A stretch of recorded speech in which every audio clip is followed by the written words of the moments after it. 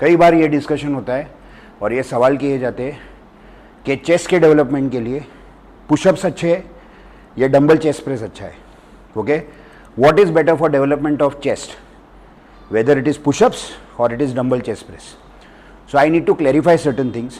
Okay, अगर आपको याद होगा मेरे पिछले वीडियो में बैक के वीडियो में मैंने क्लियर किया था कि मस्कुलर डेवलपमेंट के लिए आपके मसल के ऊपर मेटाबॉलिक स्ट्रेस बहुत ज़्यादा इंपॉर्टेंट है, क्योंकि अगर मेटाबॉलिक स्ट्रेस अगर होगा तो फिर माइक्रोट्रोमा ज़्यादा होगा और माइक्रोट्रोमा ज़्यादा होगा तो मस्कुलर डेवलपमेंट ज़्यादा मिलेगा.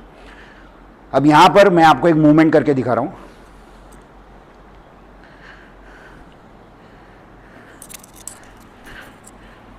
इस मूवमेंट को ध्यान से देखिए आप.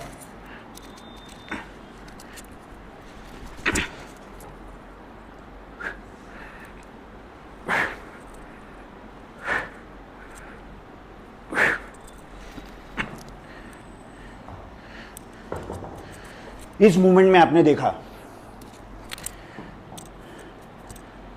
कि यहां पर जो जॉइंट एक्शन है वो शोल्डर हॉरिजॉन्टल एडक्शन हो रहा है. ओके, और एल्बो एक्सटेंशन हो रहा है. और यहां पर जो मसल्स इन्वॉल्व है, जो मसल्स काम कर रहे हैं इस पर्टिकुलर मूवमेंट में, वो है पेक्टोरलिस मेजर मतलब chest, anterior deltoid and tricep.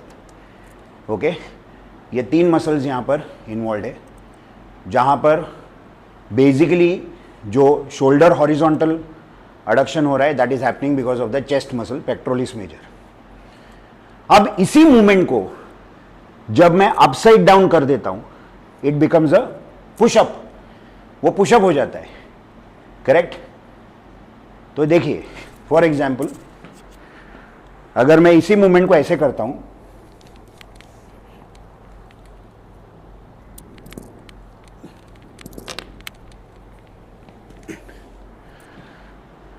यहां पर भी अगर आपने मूवमेंट देखा, जॉइंट एक्शन अगर आपने देखा, so that is shoulder horizontal adduction elbow extension, muscles working pectoralis major मतलब chest, anterior deltoid and tricep. Okay, तो कहने का मतलब ये है कि तुम चाहे ये मूवमेंट करो या ये मूवमेंट करो, जॉइंट एक्शन सेम है, मसल्स जो काम कर रहे हैं वो भी सेम है. ओके, तो अभी डिफरेंस किधर है? माइक्रोट्रोमा जिधर ज्यादा होगा, okay, that particular exercise will make a difference. तो अगर मैं ये पर्टिकुलर मूवमेंट ले रहा हूं, अगर मैं डंबल चेस्ट प्रेस ले रहा हूं और डंबल चेस्ट प्रेस में अगर मैंने चैलेंजिंग वेट लिया है जहां पर मैं 6 रेप मैक्स या 8 रेप मैक्स की ट्रेनिंग कर रहा हूं, ओके, और उस मसल को मैं मैक्सिमम मेटाबॉलिक स्ट्रेस दे रहा हूं, तो माइक्रोट्रोमा उधर ज्यादा होगा.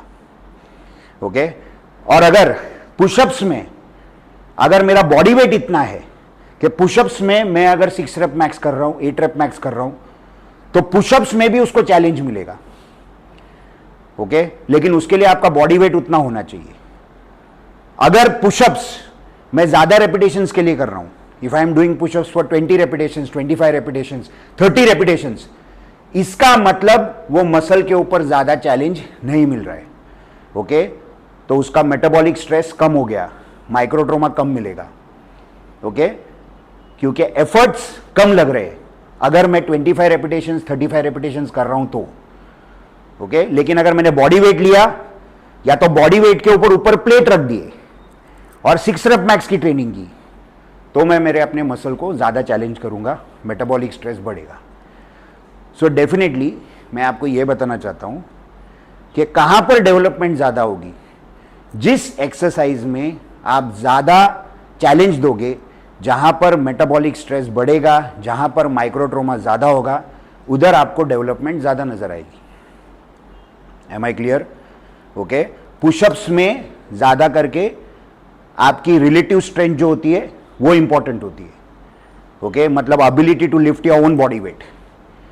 लेकिन अगर आपका बॉडी वेट कम हुआ और अगर आप रेपिटेशन ज्यादा कर रहे हो, ज्यादा पुशअप्स अगर आप कर रहे हो, तो दैट मीन्स आपके मसल के ऊपर चैलेंज कम है.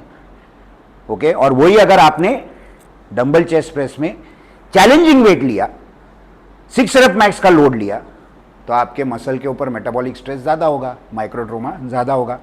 डेवलपमेंट ज़्यादा मिलेगी, माइक्रोट्रोमा ज़्यादा, उसके बाद सिर्फ आपको उसको न्यूट्रिशन देना है और रेस्ट और रिकवरी देना है, इससे आपकी डेवलपमेंट अच्छी होगी। सो आई होप आपका जो क्वेश्चन है उसका मैंने आंसर दे दिया है। Thank you so much.